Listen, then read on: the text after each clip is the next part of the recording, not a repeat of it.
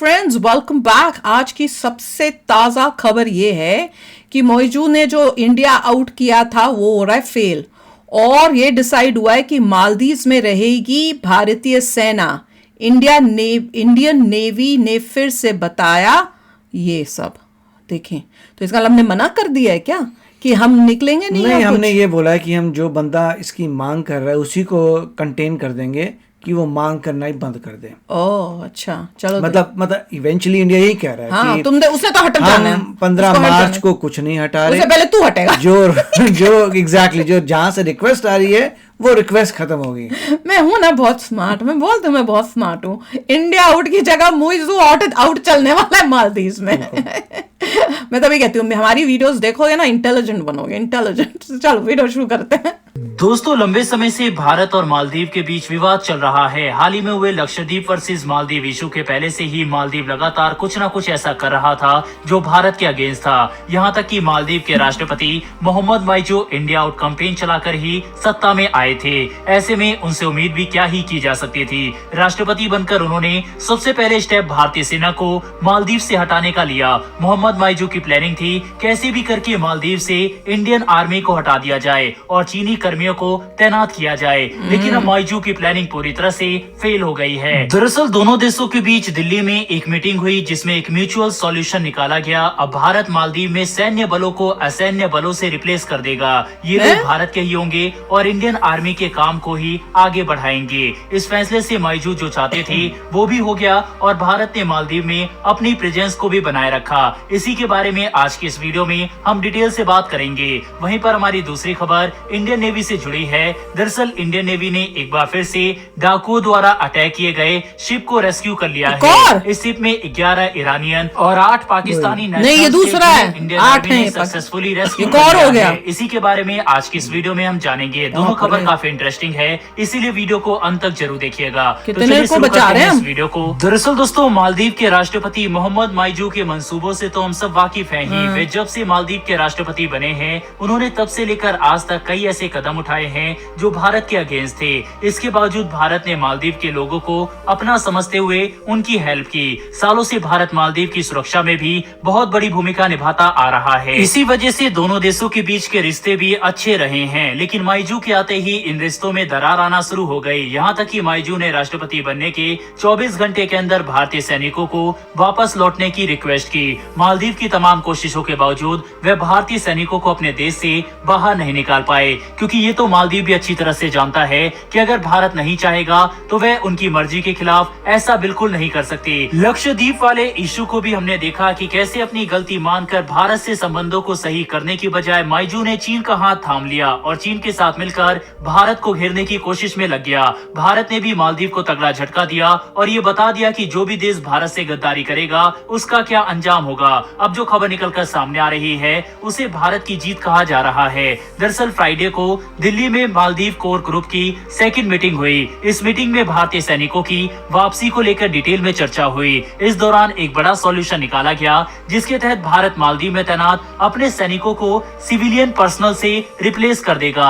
यानी कि एक तरह से मालदीव के मन की भी हो गई और भारत ने मालदीव से अपनी प्रेजेंस को नहीं हटाया। ये सिविलियन पर्सनल भारतीय सैनिकों के काम को ही आगे बढ़ाएंगे। इस डिसीजन को दोनों देशों के पक्ष में बताया जा रहा है। मालदीव की फॉरेन मिनिस्ट्री की तरफ से एक बयान आया है जिसमें बताया गया है कि 10 मार्च 2024 तक भारत मालदीव में 3 प्लेटफॉर्म में से एक प्लेटफॉर्म से अपने सैनिक हटा देगा। बाकी के 2 प्लेटफॉर्म से सैनिकों को 10 मई 2024 तक हटा लिया जाएगा। इसके अलावा मालदीव कोर ग्रुप की तीसरी बैठक के बारे में बताया गया जो कि फरवरी के लास्ट वीक में होगी। वहीं पर खबर ये भी सामने आ रही थी कि मोहम्मद माइजू भारतीय सैनिकों को हटाकर चीनी कर्मियों को तैनात करना चाहते थे, लेकिन आखिरकार मालदीव को भारत के सामने घुटने टेकने ही पड़े और अब भारत के ही सिविलियन पर्सनल वहां पर तैनात रहेंगे। बहरहाल दोस्तों, बढ़ते हैं हमारी दूसरी खबर की तरफ जो कि इंडियन नेवी से जुड़ी हुई है। ये तो हम जानते ही हैं कि जब से इजराइल और हमास का युद्ध शुरू हुआ है तब से ही अरेबियन सी से लेकर रेड सी और इंडियन ओशन में हुती रिबल्स और ईरान के द्वारा आने जाने वाले शिप पर अटैक किए जा रहे हैं। समय समय पर कई शिप के हाईजैक होने की खबरें भी सामने आती रही है। इन सब में भारत ने अहम भूमिका निभाई है। भारत ने मैरीटाइम सिक्योरिटी को प्रायोरिटी देते हुए आगे आकर कर हेल्प की है। भारतीय नेवी ने कई शिप को हाईजैक होने से बचाया है और इसी के साथ भारत ने बता दिया है कि इंडियन नेवी आज के समय कितनी एक्टिव और डेवलप है। अब खबर निकलकर सामने आ रही है कि इंडियन नेवी ने एक और शिप को डाकुओं के चुंगल से बचा लिया है और इसे सक्सेसफुली रेस्क्यू कर लिया है। भारतीय नेवी ने बताया है कि शिप तो पर बड़ी यह लग हमला रही है। अदन की खाड़ी के पास सोमालिया के पूर्वी तट में किया गया था। दरअसल ईरान के झंडे वाले शिप पर 7 लुटेरे चढ़ गए थे और उन्होंने क्रू मेंबर को होस्टेज बना लिया था। तो वहीं पर US इस की शिप लग रही में 11 ईरानी और 8 पाकिस्तानी नेशनल शामिल थे। इस शिप पर समुद्री लुटेरे ने हमला किया और क्रू मेंबर्स को बंधक बनाकर शिप को अपने ठिकाने पर ले जा रहे थे। इसी समय शिप ने एक इमरजेंसी मैसेज भेजा जो कि इंडियन नेवी को मिला। इस मैसेज के मिलते ही इंडियन नेवी तुरंत एक्टिव हो गई और अपने वारशिप INS शारदा को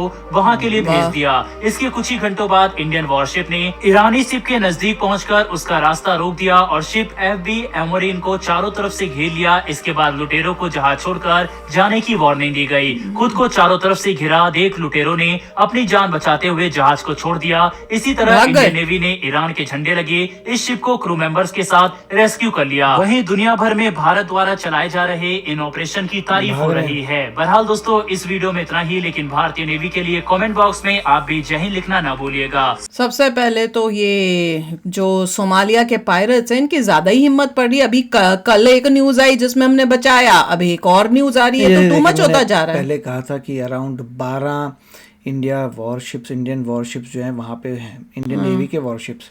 उनका पर्पस यही है कि बताया जाए कि जितना भी ये अरेबियन सी है हमारा है, हमारा इलाका है, हमारे इलाके में पंगा मत करो। ये मैसेज जा रहा है। वहाँ पे और भी शिप्स हैं, चाइना के भी हैं। एक आदमी सबसे बड़ी प्रेजेंस इंडिया की है। पर फायदा किसको हो रहा है? पाकिस्तानियों को। वहाँ पे हमने ये दिखाया है कि हमारे इलाके में कोई इलीगल एक्टिविटी नहीं कर सकता। अगर कोई पायलट ऑपरेट करे तो और नहीं ऑपरेट कर पाएगा। तो ये इसीलिए हो रहा है। और जैसे कि 270 से ज़्यादा इंसिडेंट हो चुके हैं जहाँ पे इंडिया ऑलरेडी हेल्प कर चुका है। ये नया इंसिडेंट होगा जहाँ पे डिस्ट्रेस कॉल हमें मिलती है, हमें को मिलती है, नेवी बाकी जाती है, नेवी उनको दिखाती है कि नेवी आ गई है, वो लोग भाग जाते हैं। अब अरेबियन सी के पूरे एरिया में ये सब नहीं करेंगे। उनको पता चल जाएगा ये एरिया इंडिया का है और पूरा अपने रेड सी में जो करना है करो, उससे आगे यहाँ पे तो हमारा इंडिया के इलाके में मत हम तो फेल ही होंगे, हम पकड़े जाते हैं। यहाँ पे तो इंडिया नेवी का पूरा यहाँ पे धीरे धीरे उनको मैसेज मिल रहा होगा कि इंडियन नेवी बहुत पावरफुल है इस रीजन में, मत जाओ, अपना इलाका चेंज करो। बिल्कुल। और देख लो पिछली बारी भी ईरान की शिप थी, इस बार भी ईरान की है। मालदीव ने ये बोला होगा जितने भी वो 70-80 पर्सनल हैं कि तुम्हें नई यूनिफॉर्म मिलेगी, ये सिविलियन है। मैं वही कहने वाली थी, यूनिफॉर्म बताना नहीं था यार। अपने ये सिंपल कपड़े मैं ये सोच रही थी, बता यू आर डन, वही तो सिविलियन के नाम में हमारे आर्मी के ही जाएं जो रिटायर्ड हो। यूनिफॉर्म बदलनी है, यूनिफॉर्म बदल के दे देंगे, पैंट शर्ट पहन ले भाई, खत्म। वही करेंगे और यही करना चाहिए इनके साथ। पर सुधरे नहीं है वो सुधरे नहीं है, वो टाइम लगेगा। अभी इनको निकलना पड़ेगा। मुइज़ू आउट होगा मुइज़ू आउट जब होता तब देखेंगे। हाँ बिल्कुल होना चाहिए और होएगा, देखते जाओ। अभी तो हमने सिर्फ चाइना आउट हो सकते हैं क्योंकि इवेंचुअली चाइना आउट भी होना है। हाँ, मुइज़ू आउट, चाइना आउट होना चाहिए वहां पे भी। तो चलो यार, अभी शेयर करना अपने थॉट्स। चलते हैं, मिलेंगे नेक्स्ट वीडियो में बहुत ही जल्द। Till then take care and bye bye. तो अगर आप मेरे इस चैनल पे नए हो तो जल्दी से सब्सक्राइब के बटन को हिट करो और बेल आइकन को क्लिक करो ताकि आपको मेरा जब नया वीडियो मैं लगाऊं आपको उसके बारे में जल्दी से पता चल जाए।